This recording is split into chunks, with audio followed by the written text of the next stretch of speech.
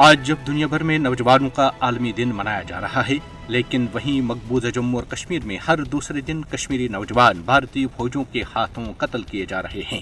نوجوانوں کا عالمی دن بھارتی فوجوں کے ہاتھوں کشمیری نوجوانوں کو جعلی مقابلوں میں بے رحمی سے قتل کرنے کا سلسلہ جاری ہے۔ بھارتی فوجوں نے مقبوضہ جموں اور کشمیر میں 5 اگست 2019 سے نام نہاد کریک ڈاؤن، محاصروں اور تلاشی آپریشنوں میں نوجوانوں کے ماورائے عدالت قتل میں خوفناک اضافہ کیا ہے۔ نوجوانوں کا عالمی دن جولائی کے آخری مہینے میں مقبوضہ جموں اور کشمیر میں بھارتی فوجوں کے ہاتھوں 12 نوجوان مرتبہ شہادت پر فائز ہوئے۔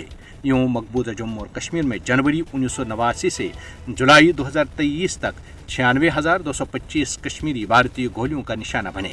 مقبوضہ جموں اور کشمیر میں قتل و غارت گری میں اضافہ واضح مظہر ہے کہ بھارت کی جانب سے ریاستی دہشت گردی کو کشمیری عوام کے خلاف ایک پالسی ٹول کے طور پر استعمال کیا جا رہا ہے۔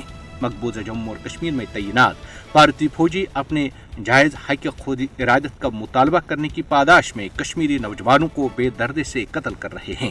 مقبوضہ جموں اور کشمیر کی تاریخ افسانوی شہرت کے حامل شہید برہان وانی کے باب کے بغیر ادھوری رہے گی، کیونکہ وہ اہل کشمیر کی جدوجہد آزادی کا ایک درخشاں ستارہ ہیں۔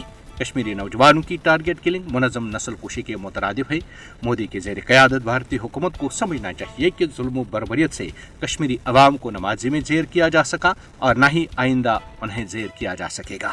بھارت کشمیری نوجوانوں کو قتل تو کر سکتا ہے، لیکن ان کے عزم و حوصلوں کو شکست نہیں دے سکتا۔ کشمیری نوجوان غاصبانہ بھارتی قبضے کا مقابلہ کرنے کے لیے پرعزم ہیں۔ تاریخ گواہ ہے کہ آزادی کی تحریکوں کو بے دریغ قتل و غارت سے دبایا نہیں جا سکتا۔ نوجوانوں کا عالمی دن اس بات کی یاد دہانی ہے کہ عالمی برادری مقبوضہ جموں اور کشمیر میں نوجوانوں کے بے رحمانہ قتل عام کا نوٹس لے کر اس قتل عام کو نہ صرف روکے بلکہ بھارت کو انصاف کے کٹہرے میں کھڑا کرنے کی ضرورت ہے۔ جموں اور کشمیر کے لوگ اپنی جدوجہد کو مکمل کامیابی تک جاری رکھنے کے لیے پرعزم ہیں، اور کامیابی بلا کر حق و صداقت کی ہی ہوتی ہے۔